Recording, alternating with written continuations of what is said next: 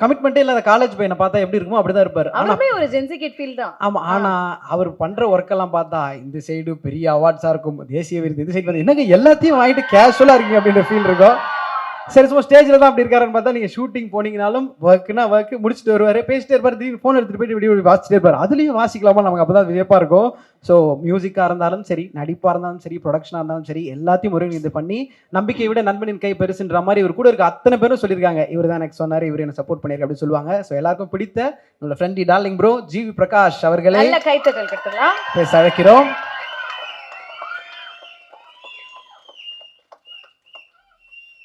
அனைவருக்கும் வணக்கம். Media, friends, fans, all the celebrities here. ரொம்ப ரொம்ப சந்தோஷம். எங்கள் டேரக்டர் அங்கே இருக்காரு, ஸ்டேஜ் ஏற மாட்டேன்னு ரொம்ப அடம் பிடிக்கிறாரு Selva sir. Vijayalakshmi ma'am, Kasthuraja sir வணக்கம். தனுஷ் சாரால் இன்னைக்கு வர முடியல, இன்னைக்கு ஷூட்டிங்கில் இருக்காங்க. இது வந்து ஒரு எப்படி சொல்கிறது, ஒரு யங்கான ஃபிலிமு, யங்கான ஒரு ஆடியோ. இவ்வளோ நாளாக வந்து என்ன சொல்கிறது, பெரிய பெரிய பீரியட் ஃபிலிம்ஸு, வார் ஃபிலிம்ஸு இப்படிலாம் மியூசிக் பண்ணிவிட்டு ஒரு யங்காக ஒன்று பண்ணுவோம், எல்லாத்தையும் தூக்கி வச்சுட்டு ஒரு செம்மையாக ஒரு டிஃப்ரெண்ட்டாக ஒன்று பண்ணுவோம் அப்படின்னு தனுஷ் சார் சொன்னாங்க. ஸோ அப்படி ஆரம்பிச்சது தான் இந்த ஆல்பம். ஸோ எனக்கு ரொம்ப ரொம்ப ஸ்பெஷலான ஒரு ஆல்பம், எனக்கு ரொம்ப பிடிச்ச ஆல்பம். நான் ரீசெண்டாக பண்ணதுலேயே எனக்கு பர்சனல் ஃபேவரட்டான ஆல்பம் நிலவு கென்னடி என்மேல் கோபம். அதோடைய ஆட்டிடியூடு, ப்ரோக்ராமிங்கு, ஸ்டைலு, மிக்சிங்கு எல்லாமே ரொம்ப ஒரு டிஃப்ரெண்ட்டாக யங்காக ஒரு பெர்ஸ்பெக்டிவ் மாற்றி பண்ணேன்.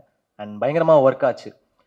எப்போவுமே ஃபர்ஸ்ட் டைம் வந்து ரொம்ப ரொம்ப ஸ்பெஷல். அதாவது முக்கியமாக சில காம்பினேஷன்ஸ் இருக்கும், எனக்கும் தனுஷ் இருக்கும். முதல்ல நானும் அவரும் சேர்ந்த படம் வந்து பொல்லாதவன். ஸோ அது வந்து 2 பேருக்குமே லைஃப்பில் மாற்றி விட்டுருச்சு. அப்புறம் மயக்கம் எனக்கப்புறம் ஒரு பெரிய கேப் இருந்துச்சு, 10 வருஷம் நாங்கள் வேலையே செய்யலை. சரி திருப்பி ஃபஸ்ட்லேருந்து ஆரம்பிப்போம் அப்படின்னு ஆரம்பித்து ஃபஸ்ட்டு பண்ண படம் தான் அசுரன்.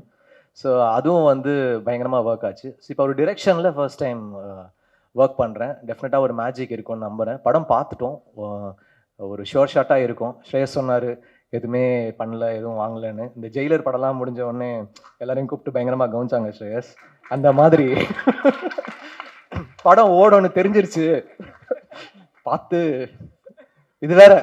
அது ஸ்ரேயஸ் கிட்டேருந்து கால் வந்தால் ரொம்ப ஸ்பெஷல் நாங்கள். ஆனால் ஸ்ரேயஸ்க்கு கால் அடிச்சா எடுக்க மாட்டார், அது வேற இருக்குது. கால் எடுத்துருங்க ஸ்ரேயஸ், படம் ரிலீஸ்க்கு அப்புறம் வெங்கியும் பவிஷும் பயங்கரமாக கிரிக்கெட் ஆடுக்கும்போது நடிப்பாங்க, சூப்பராக நடிப்பானுங்க. அப்புறம் அசிஸ்டன்ட் டைரக்டரா, அப்புறம் ஸ்டேஜில் பயங்கரமாக. ஆனால் ரியலி ஸ்வீட் கிட்ஸ், லைக் எப்படி சொல்கிறது, ஒன்றா பார்த்து வளர்ந்த பசங்களாக இருக்காங்க.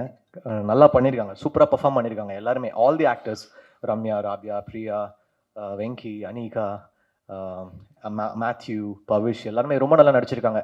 சில டைரக்டர்ஸ் வந்து கிட்ட ஒர்க் பண்ணுறது ஆக்டர்ஸ்க்கு பெரிய plus. Selva sir, Dhanush sir என்னன்னா ஒரு ரியாக்ஷனுமே நடிச்சு காமிச்சிருவாங்க. இங்கேருந்து பர்ஃபார்ம் பண்ணி எக்ஸிட் ஆகி அங்கே அவுட் போகிற வரைக்கும் பர்ஃபார்ம் பண்ணி காமிச்சிருவாங்க.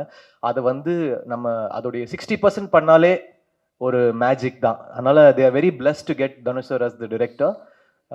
இந்த ஃபிலிம் சூப்பராக இருக்குது, எனக்கு ரொம்ப பிடிச்சிருக்கு.